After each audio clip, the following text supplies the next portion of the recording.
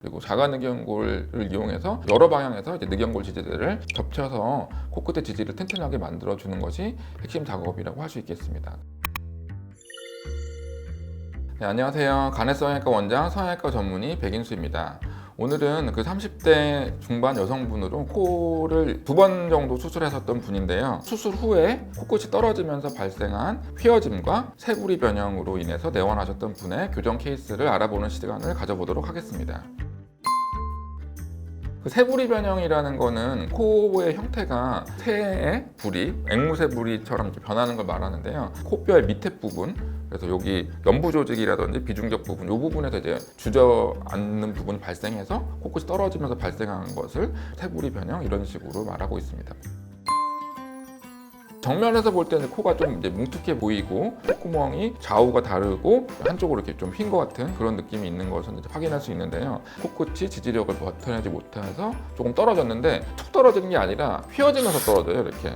왜냐하면 내부에 있는 비중격이 이제 휘어져 있기 때문에 지지력이 약한 쪽으로 이렇게 쓰러질 수밖에 없는 구조를 가지고 있기 때문에 이제 이런 일들이 생긴다라고 말씀드릴 수 있고요. 지지력이 약한 연골을 사용했을 때 코끝이 조금 낮아지는 현상들은 너무 많이 일어나서 나쁜 일이라고 볼 수도 없을 것 같아요. 근데 너무 변형이 심하게 일어난다든지 코가 휜다든지 하면은 미용적으로도 보기 안 좋고 기능적인 문제도 발생할 수 있기 때문에 꼭 교정해야 되는 문제라고 볼 수 있겠습니다. 내부 상황을 이제 확인해야 되기 때문에 이제 CT 촬영을 하게 되는데요. 실리콘 보형물이 들어있는데 굉장히 높은 형태의 보형물이 들어있죠. 그래서 한 6mm 정도, 거의 제일 높은 보형물이라고 볼 수 있겠고, 여기 아래쪽 부분, 그 새부리 변형이라고 할 수 있는 이 부분에 좀 두껍게 보형물이 들어간 것도 한 가지 원인일 거라고 생각을 할 수 있었습니다. 과거에 썼던 연골 재료들을 확인할 수 있는 경우도 있는데요. 코끝에 지지대가 되는 부분에 이렇게 석회화된 병변들을 이렇게 볼 수가 있어요. 자가늑연골이라든지 이제 기증늑연골을 썼을 때 그 석회화된 것들이 이제 하얗게 보이게 되는 게 있는데, 이분 같은 경우는 두 번째 코성형에서 기증늑연골을 사용했다라고 말씀을 해주셨기 때문에 아마도 이제 기증늑연골에 석회화된 부분들이 이렇게 하얗게 보이는 게 아니었을까라는 생각을 할 수 있었습니다.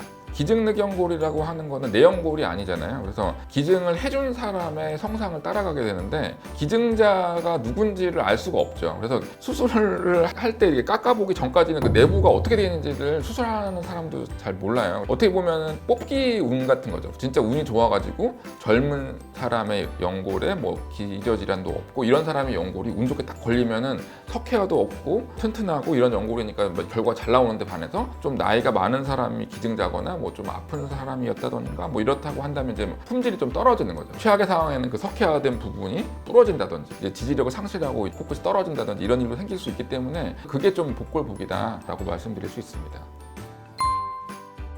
비중격 망곡증 자체만의 원인이 있을 수도 있겠지만 실리콘도 조금 높게 들어간 것도 한 가지 원인이 될 수 있었기 때문에 수술을 통해서 예전에 있던 보형물을 이렇게 제거한 모습을 보여드리고 있습니다. 석회화가 되지 않은 기증늑연골을 제거할 때는 한 덩어리 이렇게 제거가 되는데 석회화가 돼 있는 기증늑연골은 제거할 때마다 부러져요. 그러니까 지지력이 별로 없다는 거죠. 자발적으로 기증늑연골이 부러지는 경우도 있고 코가 낮아지는 경우들도 간혹 발생하기도 합니다. 그래서 자가늑연골을 이렇게 여러 절편으로 나눠줘서 이제 얇은 책받침 같은 형태로 만들어준 연골을 볼 수 있고요. 늑연골뿐만 아니라 연골 주변에 있는 연골막이라든지 이런 거 채취를 좀 중시하는 편인데요. 늑연골로 코끝을 세울 때는 지지력이 좋기 때문에 코끝에 이제 피부가 얇아지는 현상이 발생할 수 있기 때문에 저는 항상 예방적으로 연골막을 함께 채취해서 코끝을 좀 덮어줘서 피부가 얇아져서 생기는 문제들을 좀 예방하려고 하는 편입니다.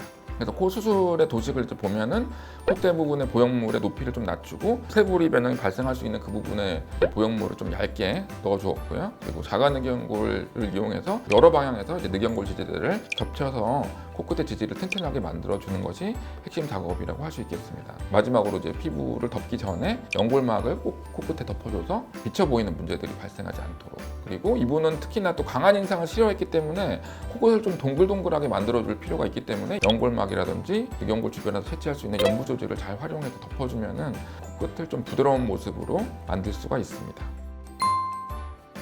그래서 수술 직후의 모습이 되겠고 새부리 변형이 잘 교정된 모습을 볼 수 있겠습니다. 그리고 가장 중요한 그 비중격 망곡증의 교정도 당연히 잘 되었고요. 수술 전에 보면은 비주가 한쪽으로 이렇게 기울어진 느낌이 있고 콧구멍이 이제 비대칭인 것들이 수술 후에는 잘 교정이 되어서 콧구멍 크기도 비슷하고 기울어지는 느낌도 거의 없는 것을 알 수 있겠습니다. 네, 오늘은 그 30대 중반 코 재수술 기증력으로 받았던 분에서 세부리 변형이 발생하면서 코가 휘어진 현상, 그리고 코끝이 떨어지는 현상, 이런 거에 대해서 설명을 드렸고요.